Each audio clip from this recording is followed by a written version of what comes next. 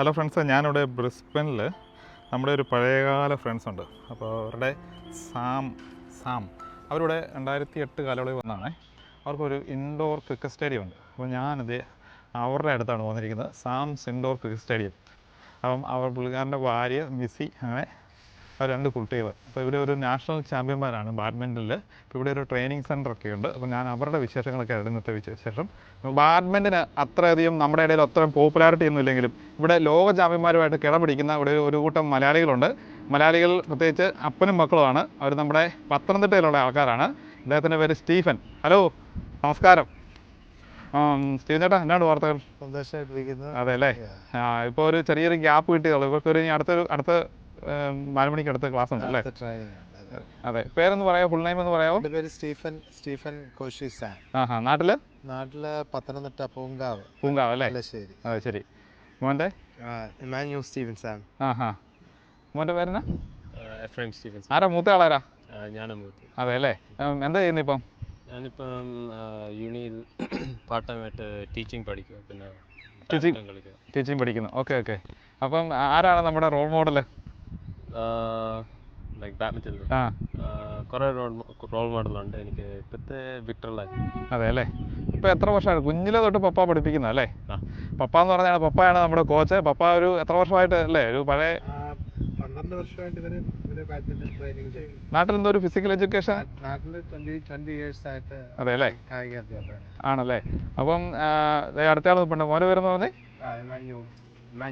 എത്രയിലാ പഠനം? ഇപ്പം ഫസ്റ്റ് ഇയർ യൂണി ടീച്ചിങ്ങിലാണ് അല്ലേ? ഓക്കെ. ആരാ റോൾ മോഡല്? ഇപ്പം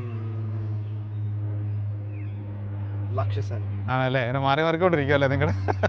അപ്പോൾ ഇവര് ഒരു ദിവസം മാസം പറഞ്ഞു കഴിഞ്ഞാൽ ഒരു ഡെയിലി എല്ലാ ദിവസവും തന്നെ ഇവിടെ ക്ലാസ് ഉണ്ടല്ലേ? എല്ലാ ദിവസവും ട്രെയിനിങ് ചെയ്യും. ഒരു 4 to 5 hours എല്ലാ ദിവസവും. അതെയാണല്ലേ. ട്രെയിനിങ് ചെയ്യാം.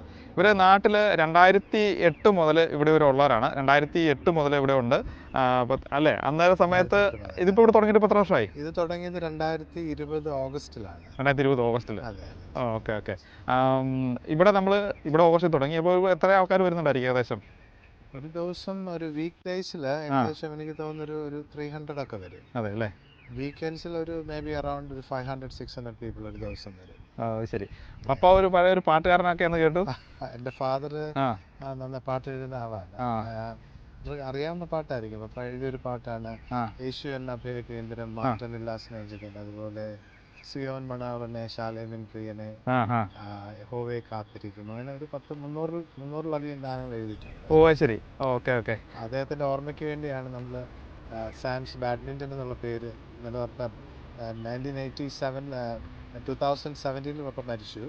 അപ്പോൾ ഇത് നമ്മൾ തുടർന്ന് 20 പപ്പയുടെ ഓർമ്മയ്ക്ക് വേണ്ടിയാണ് നമ്മൾ ബാഡ്മിൻ്റൺ സ്റ്റാർട്ട് ചെയ്തത്. ഓക്കെ. ഇവിടെ ഒത്തിരി നാഷണൽ അവാർഡുകളൊക്കെ എടുത്തിട്ടുണ്ടല്ലേ? പിന്നെ ഓസ്ട്രേലിയയിലെ നമ്പർ 1 ആണല്ലേ? മോനാണല്ലേ? മോനെ ഏതൊക്കെ ഒന്ന് പറഞ്ഞേ. Yeah, I guess like the Thomas Cup. Okay. That's the number 1 singles because I think my ranking is currently number 1. ഇപ്പം ഈ കഴിഞ്ഞ ദിവസം ഞാൻ ഡെൻമാർക്കിൽ പോയിട്ട് വന്നേ ഉള്ളതെന്നാണ് പറഞ്ഞല്ലേ? അത് തോമസ് കപ്പ് ഡെൻമാർക്കിലായിരുന്നു. ശരി. എന്താ വന്നത്? കഴിഞ്ഞ ദിവസം വന്നേ ഉള്ളൂ? 2 ദിവസമായി വന്നിട്ട്. ഇവിടെ ഓസ്ട്രേലിയയിൽ നമ്പർ 1 ആണല്ലേ? ഇപ്പം എത്ര ഏജ്? അണ്ടർ 19 അല്ലല്ലോ? അല്ലല്ലോ, ഓപ്പൺ കാറ്റഗറി ഞാൻ മെൻ സിംഗിൾസിൽ നമ്പർ 1 ഇപ്പം നമ്പർ 1 അപ്പോൾ ഇദ്ദേഹമോ? 2024 ഞാൻ അണ്ടർ 19 നാഷണൽസ് ജയിച്ചു. ആണല്ലേ. ചാമ്പ്യനായിരുന്നു. ഓക്കെ. ഇവരെ മലയാളം അല്ലേ? മൂത്തയാളാണെന്നല്ലോ ഇച്ചിരി നല്ല വടവട മലയാളം പറയുന്നത്. ആക്ച്വലി 9 months ഉള്ളപ്പോഴാണ് മലയാളം. ശരി. അവൻ കുറച്ചുകൂടെ അറിയാം. ശരി. ഇവൻ നാട്ടിൽ പോകണോ? രണ്ടുപേരും നാട്ടിലാണ് ജനിച്ചത്. ഞങ്ങളിവിടെ വരുമ്പോൾ ഇവന് 9 മാസമേ ഉള്ളൂ. ഇവന് 2 വയസ്സാണ്. ശരി. നമുക്ക് അകത്തോട്ട് കയറി കണ്ടാലോ? ഈ വരുന്ന സാറ്റർഡേയിലാണ് അവർക്ക് ഓസ്ട്രേലിയൻ നാഷണൽസ്, ഓപ്പൺ നാഷണൽസ്. എന്നാ ഈ വരുന്നത്? അവർ നാളെ വൈകുന്നേരം പുറത്തിലേക്ക് പോകും. ശരി. രണ്ടുപേരും ഓപ്പൺ ടീമിലുണ്ട്. ഇതിന്റെ കോസ്റ്റ് ഒക്കെ? ഇതിന്റെ കോസ്റ്റ് പാർഷ്യലി അക്കോമഡേഷനും കുറച്ച് പൈസ ക്വീൻസ്ലാൻഡ് ബാഡ്മിൻ്റൺ അസോസിയേഷൻ തരും. ബാക്കി ഫ്ലൈറ്റ് ചാർജസ് ഒക്കെ നമ്മൾ പോക്കറ്റിൽ നിന്ന് എടുക്കണം. അപ്പോൾ നമ്മളിത് 1 ആയി കഴിഞ്ഞാൽ നമുക്ക് പ്രൈസ് ഇല്ലേ? 1 ആയാലും ഇതൊരു നാഷണൽ ചാമ്പ്യൻഷിപ്പാണ്, നമ്മുടെ സ്റ്റേറ്റ് ചാമ്പ്യൻഷിപ്പാണ്, നാഷണൽ ചാമ്പ്യൻഷിപ്പ്. അതിന് പൈസയായിട്ടില്ല, അതൊരു അച്ചീവ്മെന്റ് ആണ്. നമ്മുടെ കയ്യിൽ നിന്ന് വേണം ഇതെല്ലാം. നമ്മുടെ കയ്യിൽ നിന്നാണ് ഹാഫ് നമ്മൾ വേണം ഇത് ചെയ്യാൻ. അതെ. ഓ അപ്പോൾ ശരിക്കും ബാധ്യതയാണല്ലോ സാമ്പത്തികമായിട്ട്.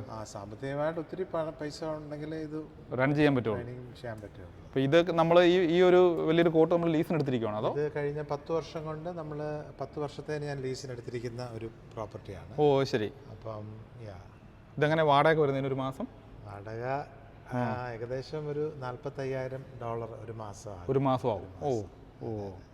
പിന്നെ പവർ വേറെ, പിന്നെ ചെലവുകൾ വേറെ ഉണ്ട്. പിന്നെ സ്റ്റാഫിനൊക്കെ പൈസ കൊടുക്കണം.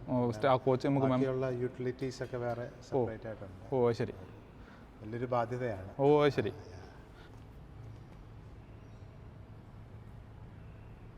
മാത്രമല്ല നമുക്ക് ബാഡ്മിൻ്റൺ കൂടാതെ നമുക്കിവിടെ ക്രിക്കറ്റിൻ്റെ കോർട്ട് കാണാം. ഓ ശരി. അതൊരു മൾട്ടി പർപ്പസ് ടർഫ് കോർട്ടാണ്. അവിടെ നമുക്ക് ക്രിക്കറ്റ്, സോക്കർ, വോളിബോൾ, നെറ്റ്ബോൾ 4 മത്സരങ്ങൾ ഇവിടെയാണ്. പിന്നെ നമുക്ക് അപ്സ്റ്റെയറിലൊരു റൂമുണ്ട്, ഒരു ഹാളുണ്ട്. അത് വാടകയ്ക്ക് ബർത്ത്ഡേ പാർട്ടീസിനൊക്കെ കൊടുക്കും. ഒരു 150-200 പീപ്പിൾ അക്കോമഡേറ്റ് ചെയ്യാൻ പറ്റുന്ന ഹാളാണ്.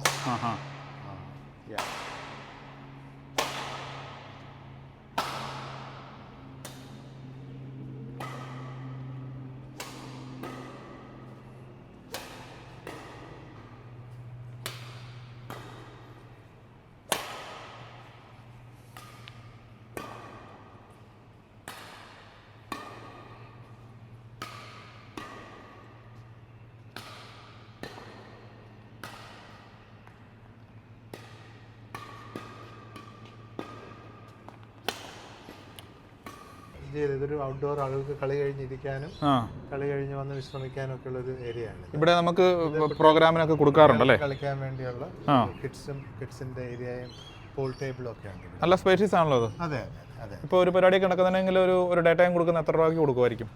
നമുക്ക് അറിയാവുന്നവർക്ക് നമുക്കൊരു നല്ല ഡിസ്കൗണ്ട് കൊടുക്കാം. നമുക്കൊരു മുകളിലത്തെ ഹോളൊക്കെ നമുക്കൊരു $49 per hour. അങ്ങനെ അവർ റേറ്റ് അല്ലേ? അപ്പോൾ എല്ലാ കാര്യങ്ങളും നമുക്ക് യൂസ് ചെയ്യാം. നമുക്കൊന്ന് മേളിൽ പോയി കണ്ടാലോ?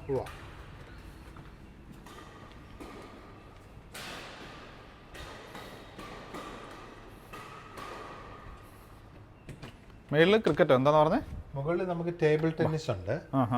റിക്വയർമെന്റ് അനുസരിച്ചിട്ട് നമ്മൾ അവർക്കത് കൊടുക്കും. ഓ എല്ലാ സൗകര്യങ്ങളും ഉണ്ട് ഇവിടെ. എന്ത് എന്റർടൈൻമെന്റ്, എല്ലാ എന്റർടൈൻമെന്റും ഇവിടെ ഉണ്ടല്ലേ? ഇതൊരു ഹോളാണ്. ഇവിടെ മൾട്ടി പർപ്പസ് യൂസ് ആണ്. ബുക്കിംഗ് അനുസരിച്ച് നമ്മളത് കൊടുക്കും ആൾക്ക്. അപ്പോൾ ഇവിടെ ചിലപ്പോൾ പ്രയർ മീറ്റിങ്ങുകളുണ്ട്. പ്രയർ മീറ്റിങ്ങുകൾക്കൊക്കെ നമ്മൾ ബർത്ത്ഡേ പരിപാടിയൊക്കെ ചെയ്യാൻ പറ്റും. ഇത് ഈസി ആയിട്ട് ഒരു 150-200 പീപ്പിളിനെ അക്കോമഡേറ്റ് ചെയ്യാം. ഇടയ്ക്ക് ഈ ഐലൻഡ് ഉള്ളത് കാരണം ഒരു ഇതല്ലേ? ഈ ഐലൻഡ് ഉള്ളത് ഒരു ഇത് മാത്രമേ ഉള്ളൂ. ഇത് നമുക്ക് ഫുഡൊക്കെ വെക്കാൻ വേണ്ടി ആളുകൾ സറൗണ്ടിങ് ആയിട്ട് ഇരിക്കാൻ പറ്റും. ഇവിടെ അങ്ങനെ പരിപാടി നടത്താറുണ്ടല്ലേ? സാറ്റർഡേസും സൺഡേ ഒക്കെ കിട്ടാറുണ്ട് മിക്കവാറും. മുകളിൽ നിന്ന് കളി കാണണമെങ്കിൽ ടൂർണമെന്റ് ഒക്കെ നടക്കുമ്പോൾ ഫുള്ളി എയർ കണ്ടീഷൻഡ് റൂമാണ്. ശരി. മുകളിൽ നിന്ന് കാണാം. അവിടെ ആ സൈഡും ഉണ്ട്, കാണാം. പാട്ട് പോയാലോ?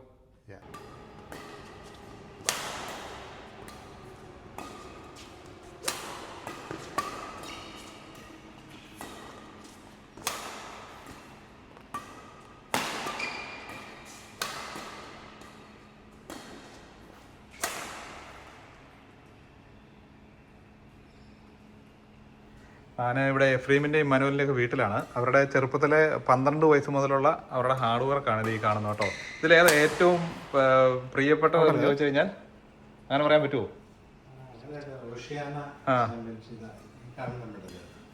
അതാണോ? ഓസ്ട്രേലിയയുടെ നാഷണൽ ചാമ്പ്യൻഷിപ്പ് കിട്ടിയത്. ഓ ശരി. ഓഷ്യാന. Okay okay.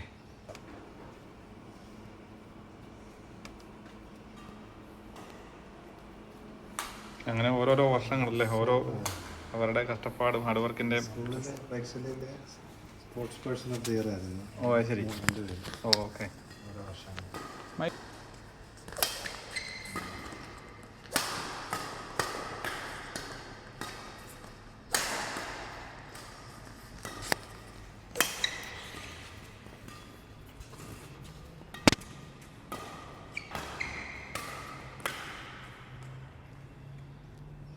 പപ്പായാണ് കോച്ചിങ്ങിൻ്റെ കാര്യങ്ങളെല്ലാം ചെയ്യാറുള്ളത് അല്ലേ? വേറെ അവർ സ്പാറിങ്ങിന് ഒക്കെ പോകാറുണ്ട്. കൂടുതലും ഞാൻ തന്നെ ചെയ്യും. മറ്റൊരു ഇവരെ ഈ പരുവത്തിലാക്കിയത് പപ്പായാണ്. അല്ലേ? 10-12 വർഷം കൊണ്ടുള്ള ട്രെയിനിങ് ആണ്. ട്രെയിനിങ് ആണ്, ഹാർഡ് വർക്കാണ് അല്ലേ? പിന്നെ ഞങ്ങൾക്ക് സ്പാർ ചെയ്യാനൊക്കെ മറ്റ് ഫ്രണ്ട്സൊക്കെ വരും കളിക്കാൻ. മറ്റ് കോച്ചസ് ഉണ്ട്. വെള്ളക്കാരൊക്കെ ആൾക്കാർ വരാറില്ലേ? വെള്ളക്കാർ കുറവാണ്, നമ്മുടെ ഏഷ്യൻസ് ആൾക്കാരാണ് കൂടുതൽ. മലയാളീസും ഒക്കെ അല്ലേ? അതെ അതെ. പിന്നെ ഞങ്ങൾക്ക് 1-2 വേറെ കോച്ചസും വരും ഹെൽപ്പ് ചെയ്യാൻ വേണ്ടി. പുറത്തുനിന്നുണ്ട്? പുറത്തുനിന്നുള്ളവരും ഇടയ്ക്കൊക്കെ വരും. ഓ ശരി. സഹായിക്കാൻ.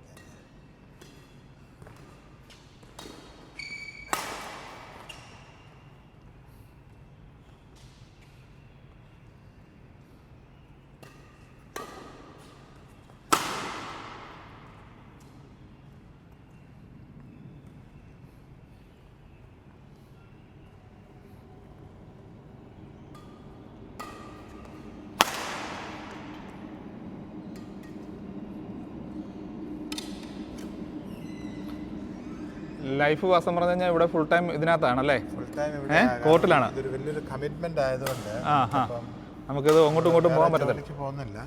ഇവിടെ സ്കൂളിൽ ഞാനൊരു 5 വർഷം ടീച്ചിങ്ങിലുണ്ടായിരുന്നു, ക്വീൻസ്ലാൻഡ് സ്കൂളിൽ. പിന്നെ ഇതിപ്പോൾ തുടങ്ങിയതിന് ശേഷം പിന്നെ ഇവിടെ തന്നെയാണ്. ഓ ശരി. Big commitment. നമ്മുടെ തൊട്ടപ്പുറ ക്രിക്കറ്റിൻ്റെ ഇതുണ്ടല്ലേ? തൊട്ടപ്പുറ ക്രിക്കറ്റ് അതൊരു മൾട്ടി യൂസ് കോർട്ടാണ്. ക്രിക്കറ്റിനും സോക്കറിനും നെറ്റ്ബോളിനും വോളിബോളിനും. അപ്പോൾ ആരാദ്യം ബുക്ക് ചെയ്യുന്ന അവർക്ക് കിട്ടും. ഇപ്പം നാട്ടിൽ ഹോളിഡേയ്സിനൊക്കെ പോകാൻ പറ്റുമോ? ചുരുക്കി പറയാൻ വലിയ പാടാണ്. ശരി. കാരണം ഇതൊരു ഞാൻ പറഞ്ഞ വലിയൊരു ചുമതലയാണ്. പിന്നെ നമുക്കൊരു ചെറിയൊരു ജിമ്മും ഉണ്ട് അവിടെ. ഇതിനകത്ത് തന്നെ ഉണ്ട്. നമ്മുടെ പിള്ളേരൊക്കെ അവിടെ തന്നെയാണ് ട്രെയിനിങ് ചെയ്യുന്നത്. പിള്ളേരോട് ജിമ്മിന് വരാറുണ്ടോ?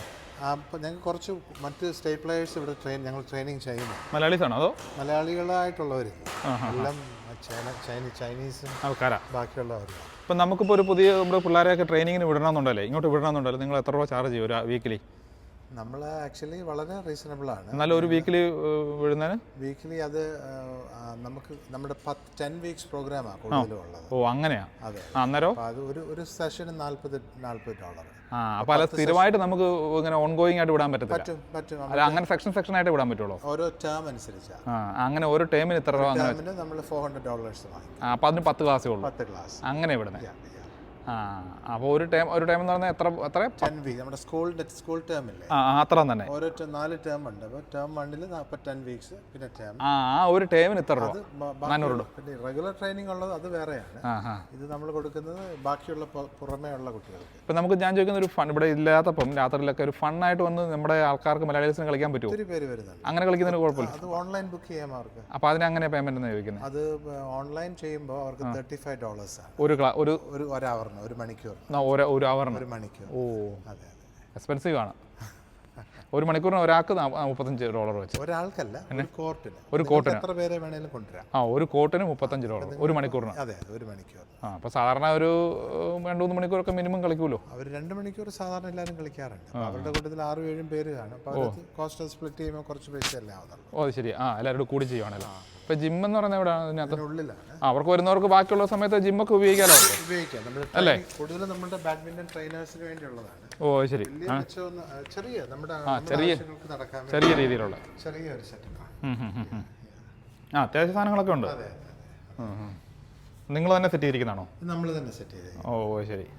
അത്യാവശ്യം സത്യം പറഞ്ഞാൽ 2020 ഇവർക്ക് ജിമ്മിൽ പോകാൻ കോവിഡ് ആയില്ല.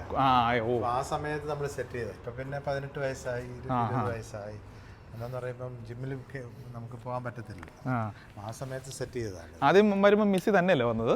അതെ, നിസി ഞങ്ങൾക്ക് ഒരുമിച്ച് വിസ ഉണ്ടായിരുന്നു. 2008 നിസി തന്നെയാണ്. അന്നേരം നാട്ടിൽ ഫിസിക്കൽ എവിടെയായിരുന്നു? നാട്ടിലെവിടെ വർക്ക് ചെയ്തത്? നാട്ടിലവിടെ Lourdes Mata college of science and technology എന്ന് പറയും, കുറ്റിച്ചൽ, കട്ടാക്കട, തിരുവനന്തപുരത്ത്. അവിടെ ഫിസിക്കൽ എഡ്യൂക്കേഷൻ ടീച്ചർ. ഓ ശരി. പഠിച്ചതൊക്കെ എവിടെയായിരുന്നു? പഠിച്ചത് കോഴഞ്ചേരി കോളേജിൽ പഠിച്ചു. ഡിഗ്രി ഒക്കെ പഠിച്ചു. പക്കാ പത്തനംതിട്ടക്കാരനാ? അമ്മ പത്തനംതിട്ട. ഓക്കെ, അപ്പോൾ നമുക്ക് കാണാം. താങ്ക് യു കേട്ടോ.